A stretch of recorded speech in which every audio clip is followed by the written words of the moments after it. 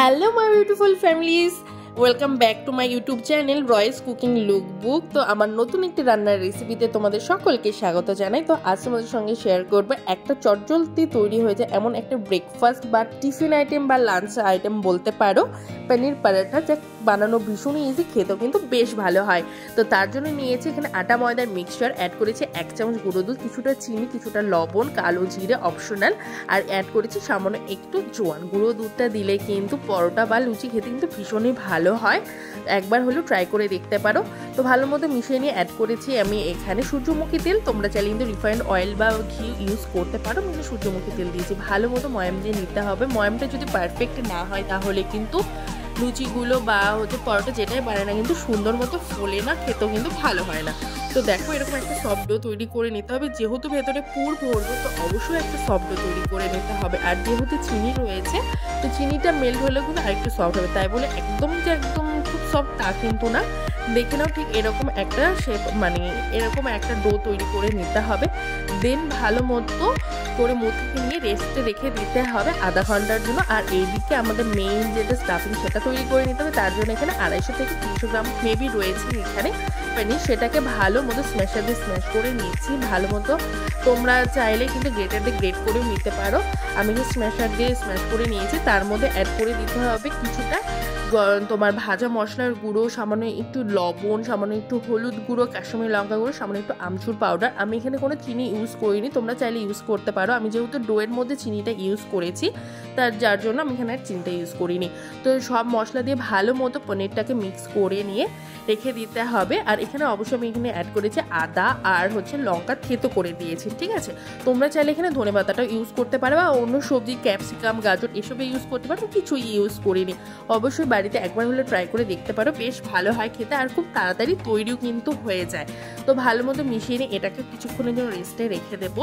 তো দেখো আধা ঘন্টা পর আমাদের এই ডোটা একদম পারফেক্ট রেডি হয়ে গেছে। এটাকে এবার লেচি কেটে নিতে হবে, ঠিক যেমনটা আমরা রুটির জন্য বানাই। লুচির মতো সাইজ কিন্তু করবো না, রুটির মতো বেশ বড় বড় করতে হবে, যেহেতু ভেতরে পুরটা আমরা ভরবো তো যার জন্য একটু বড় সাইজ করে নিয়েছি।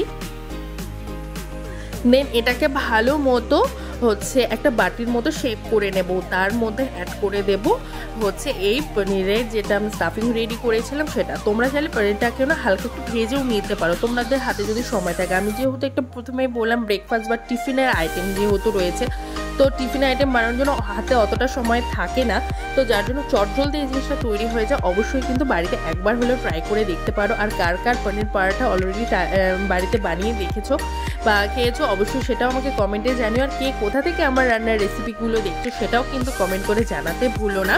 তো দেখো এরকমভাবে আমি প্রত্যেকটা রেডি করে নিচ্ছি ভালো মতো করে, ঠিক আছে। প্রত্যেকটা এভাবে রেডি করে নিয়ে হালকা হাতে কিন্তু বেলতে হবে, বেশি প্রেশার ক্রিয়েট করে কিন্তু বেললে ভেতর থেকে পুরটা বেরিয়ে আসতে পারে। তো যার জন্য হালকা একটু গুঁড়ো আটা দিয়ে দিয়েছি। দেন এই যেগুলো আমরা লেচি কেটেছিলাম সেটাকে সুন্দর মতো হালকা হালকা করে আবার আমরা বেলে নেব। দেখো যদি ময়ামটা যদি পারফেক্ট না হয় সেক্ষেত্রে কিন্তু দেখবে লুচি বা পরোটা বা রুটি যেটাই বানাও না কেন সুন্দর শেপ কিন্তু আসে না, ঠিক আছে, গোল কিন্তু হয় না। তো অবশ্যই ময়ামের দিকটা খেয়াল রাখবে, ময়ামটা পারফেক্ট হলে কিন্তু অবশ্যই ফুলবে। তোমরা চাইলে একটু মোটা শেপ করে রাখতে পারো, বাট আমি একটু সময় নিয়ে পাতলা করেই বেলেছি। তো প্যানে সামান্য একটু সূর্যমুখী তেল দিয়ে দিয়েছি 1/2 চামচের মতো, দিয়ে তারপরে দিয়ে দিয়েছি এই যে লুচির মতো বেলেছিলাম সেগুলো, ঠিক আছে। আমি দেখো একদম পাতলা পাতলা করেছি, যার জন্য কিন্তু ভাজতে কিন্তু সময় লাগবে না। যদি মোটা হয় ভাজতেও কিন্তু অবশ্যই বেশি সময় লাগবে। তো এইভাবে প্রত্যেকটা আমি এভাবে ভেজে নেব। আমার প্রত্যেকটাই কিন্তু সুন্দর মতো ফুলেছিল।